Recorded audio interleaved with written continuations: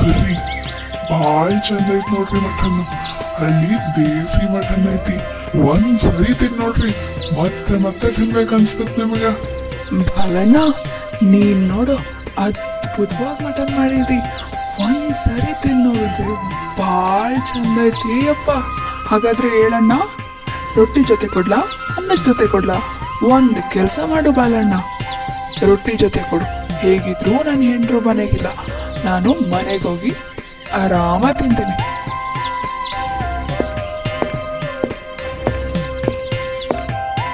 ನೀವು ಇಷ್ಟು ಬೇಗ ಮನೆಗೆ ಬಂದಿದ್ದೀರಾ? ಮಟನ್ ಎಲ್ಲ ಮಾರಾಟ ಆಯ್ತಾ? ನಮ್ ಮಗ ವಿಮಲ್ ಪ್ಯಾಟೆಯಿಂದ ಓದ್ ಮುಗಿಸ್ ಬರ್ತಿದ್ದಾನೆ. ಅದರಿಂದ ನಾನ್ ಬೇಗ ಬಂದೆ. ಕೊನೆಗೂ ನಮ್ ವರ್ಷಗಳ ಕಷ್ಟ ಫಲ ನೀಡ್ತು.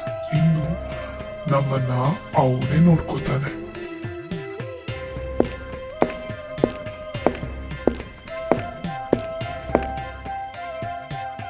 ನಗರದಲ್ಲಿ ಎಲ್ಲ ಸಿಕ್ಕಿತ್ತು, ಆದ್ರೆ ನಿಮ್ಮಿಬ್ರು ಪ್ರೀತಿ ಸಿಕ್ಕಿರ್ಲಿಲ್ಲ.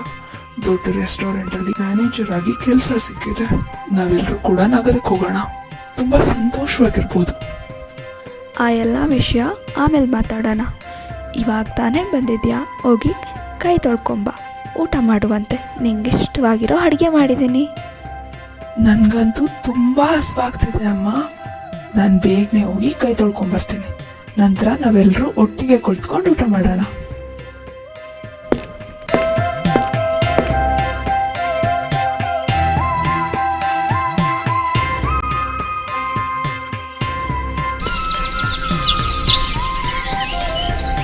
ಅಪ್ಪ, ನನ್ನ ಮಾತು ಕೇಳಿ, ಈ ಮನೆನ ಮಾರೋಣ, ಇಲ್ಲ ಅಂದ್ರೆ ಯಾರಿಗಾದ್ರೂ ಬಾಡಿಗೆ ಕೊಡೋಣ. ನೀವು ಕೂಡ ನನ್ನ ಜೊತೆಲೇ ಬರ್ರಿ, ಎಲ್ಲರೂ ಕೂಡ ಚೆನ್ನಾಗಿರ್ಬೋದು, ತುಂಬಾ ಸಂತೋಷವಾಗಿರುತ್ತೆ. ನಾನು ಕೂಡ ಇಷ್ಟು ದಿನ ನಿಮ್ಮನ್ನು ಬಿಟ್ಟಿದ್ದೀನಿ. ಇನ್ಮೇಲೆ ಎಲ್ಲರೂ ಕೂಡ ಒಟ್ಟಿಗೆ ನಗರದಲ್ಲಿರ್ಬೋದು. ಹೇಗಿದ್ರು ನನಗೂ ಅಲ್ಲೇ ಕೆಲಸ ಆಗಿದೆ, ಮ್ಯಾನೇಜರ್ ಪೋಸ್ಟ್ ಸಿಕ್ಕಿದೆ. ಮಗ, ನಾನು ಈ ಊರಿನಲ್ಲೇ ಬೆಳೆದಿದ್ದು. ನಾನು ಈ ಗ್ರಾಮ ಬಿಟ್ಟು ಬರುವುದಿಲ್ಲ ಮತ್ತು ನನ್ನ ಮಟನ್ ಮಾರಾಟವು ಇಲ್ಲೇ ನಡೀತಾ ಇದೆ. ಅಪ್ಪ, ನೀವು ಮಟನ್ ಮಾರಾಟನ ತುಂಬಾ ವರ್ಷದಿಂದ ಮಾಡ್ತಿದ್ದೀರಾ. ಇವಾಗಾದ್ರೂ ಸ್ವಲ್ಪ ವಿಶ್ರಾಂತಿ ತಗೊಳ್ಳಿ, ನಾನ್ ನಿಮ್ಮನ್ನ ನೋಡ್ಕೋತೀನಿ. ಇವಾಗ್ಲಾದ್ರೂ ಬನ್ನಿ ಅಪ್ಪ. ಮಗನೇ, ನೀನ್ ನಮ್ಮನ್ನ ನಗರಕ್ಕೆ ಕರ್ಕೊಂಡು ಹೋಗೋದಕ್ಕೆ ಬಯಸ್ತಾ ಇದೀಯಾ? ಇದಕ್ಕಿಂತ ಇನ್ನೇನ್ ಬೇಕು ಹೆತ್ತ ತಂದೆ ತಾಯಿಗೆ? ಆದ್ರೆ ಈ ಹಳ್ಳಿನ ಬಿಟ್ಟು ನಮ್ಮಿಂದ ಬರೋದಕ್ಕೆ ಆಗೋದಿಲ್ಲ.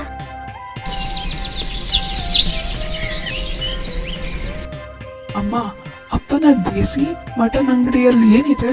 ಅಪ್ಪ ಯಾಕೆ ಅದನ್ನ ಬಿಟ್ಟು ನಗರಕ್ಕೆ ಬರೋದಕ್ಕೆ ಒಪ್ಕೊಳ್ತಾ ಇಲ್ಲ? ನೀನ್ ಅದನ್ನ ತಿಳ್ಕೋಬೇಕು ಅಂತಂದ್ರೆ ನೀನು ಅಂಗಡಿಗೆ ಹೋಗಿ ನೋಡ್ಬೇಕು. ಕೆಲವೊಂದು ವಿಷಯಗಳನ್ನ ವಿಚಾರದಿಂದ ತಿಳ್ಕೊಳ್ಳೋದಕ್ಕಿಂತ ಅನುಭವದಿಂದ ತಿಳ್ಕೊಂಡ್ರೆ ತುಂಬಾ ಒಳ್ಳೇದು. ನಿಮ್ ತಂದೆಯ ಈ ಗ್ರಾಮ, ಅವರ ದೇಸಿ ಮಟನ್ ಅಂಗಡಿ ಮೇಲಿರೋ ಪ್ರೀತಿ, ಇದನ್ನೆಲ್ಲ ಪದಗಳಲ್ಲಿ ವಿವರಿಸೋದಕ್ಕೆ ಆಗೋದಿಲ್ಲ. ನೀನೇ ಸ್ವತಃ ಹೋಗಿ ನೋಡು. ಸರಿ ಅಮ್ಮ, ನಾನು ಅಂಗಡಿ ಬಳಿ ಹೋಗಿ ಬರ್ತೀನಿ.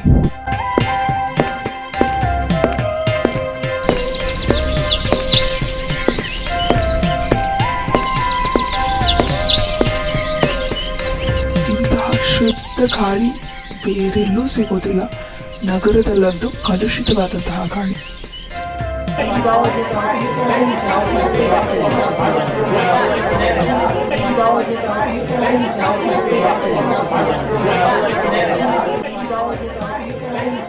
ನನಗ್ ಗೊತ್ತಿರ್ಲಿಲ್ಲ ಅಪ್ಪ, ನಿಮ್ ವ್ಯಾಪಾರ ಇಷ್ಟು ಚೆನ್ನಾಗಿ ನಡೆಯುತ್ತೆ ಎಂದು. ಇಲ್ಲಂತೂ ತುಂಬಾ ಗ್ರಾಹಕರಿದ್ದಾರೆ. ನಗರದಲ್ಲಿ ಯಾವ ಅಂಗಡಿಯಲ್ಲೂ ಇಷ್ಟೊಂದು ಗ್ರಾಹಕರು ಇರೋದೇ ಇಲ್ಲ. ನೀವು ಫೇಮಸ್ ಯಾಕಾಗಿಲ್ಲ? ಅದೇ ನಂಗೆ ಅರ್ಥ ಆಗ್ತಿಲ್ಲ. ಯಾರು ಹೇಳಿದ್ರು ನಿನಗೆ ನಾನ್ ಪ್ರಸಿದ್ಧನಲ್ಲ ಎಂದು? ನಿನ್ನ ತಂದೆ ಅಂಗಡಿ ತೆರೆಯುವ ಮೊದಲೇ ಗ್ರಾಹಕರು ಸಾಲಾಗಿ ನಿಂತಿರ್ತಾರೆ ಮತ್ತು ನೀನು ಹೇಳ್ತಿರುವೆ ನಾನ್ ಪ್ರಸಿದ್ಧನಲ್ಲ ಎಂದು. ನನ್ನ ಹೆಸರು ಪತ್ರಿಕೆ ಅಥವಾ ಟಿವಿಯಲ್ಲಿ ಬರುವುದಿಲ್ಲ ಎಂದರೆ ನನಗೆ ಹೆಸರಿಲ್ಲ ಎಂದಲ್ಲ. ಕ್ಷಮಿಸಿ ಅಪ್ಪ, ನನ್ನ ಮಾತಿನ ಅರ್ಥ ಅದಲ್ಲ. ನಾನು ಕೂಡ ನಿಮಗೆ ಸಹಾಯ ಮಾಡ್ತೀನಿ.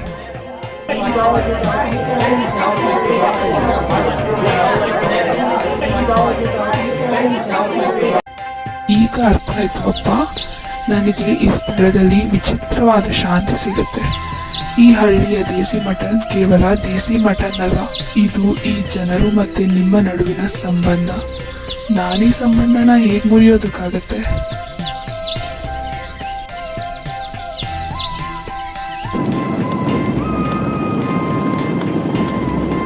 ಅಪ್ಪ, ನಿಮ್ಮ ಮಟನ್ ನಿಜವಾಗಿಯೂ ದೇಸಿ ರೀತಿಯಲ್ಲೇ ಮಾಡ್ತೀರಿ.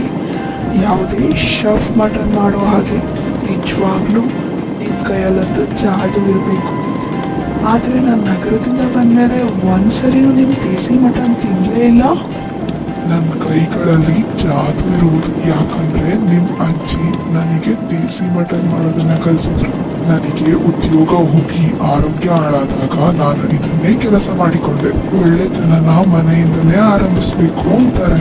ಆದ್ರಿಂದ ಇಂದು ನೀನೇ ಮೊದಲು ನನ್ನ ದೇಸಿ ಮಟನ್ನ ತಿನ್ನೋಡು.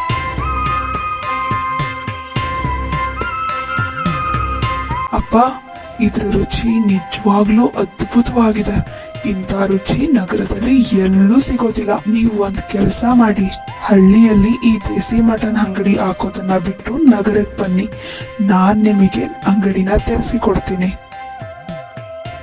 ಮಗನೇ, ಹಳ್ಳಿ ಜನರು ಈ ದೇಸಿ ಮಟನ್ನ ಇಷ್ಟಪಟ್ಟು ತಿನ್ನೋತರ ಅಲ್ಲಿ ತಿನ್ನೋದಿಲ್ಲ. ಹೇಗಿದ್ರು ನಿನ್ನ ಕೆಲಸ ಹಣ ಸಂಪಾದಿಸೋದು, ನನ್ನ ಕೆಲಸ ಸಂತೋಷನ ಸಂಪಾದಿಸೋದು. ಅಪ್ಪ, ನೀವಂತೂ ನಿಜವಾಗ್ಲೂ ಸರಿಯಾಗಿ ಹೇಳ್ತಿದ್ದೀರಿ.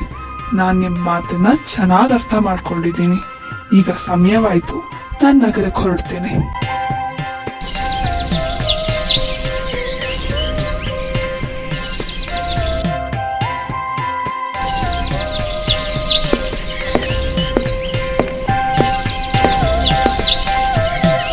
ಅಪ್ಪ, ನಿಮ್ ಹಳ್ಳಿಯ ದೇಸಿ ಮಟನ್ ಸ್ವಲ್ಪ ಉಳಿಸಿದೆಯೇ?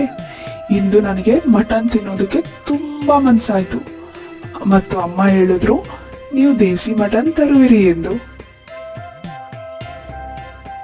ನಾನ್ ಯೋಚಿಸ್ತಿದ್ದೆ, ಅಪ್ಪ, ನನ್ನ ಅಪ್ಪನ ಕೈಯಲ್ಲಿ ಇಷ್ಟು ಒಳ್ಳೆ ರುಚಿ ಇದ್ದಾಗ ಮತ್ತು ಹಳ್ಳಿಯಲ್ಲಿ ದೇಸಿ ಮಟನ್ಗೆ ಇಷ್ಟು ಒಳ್ಳೆಯ ಬೇಡಿಕೆ ಇದ್ದಾಗ ನಾನ್ ನಗರದಲ್ಲಿ ಏನ್ ಮಾಡ್ಲಿ?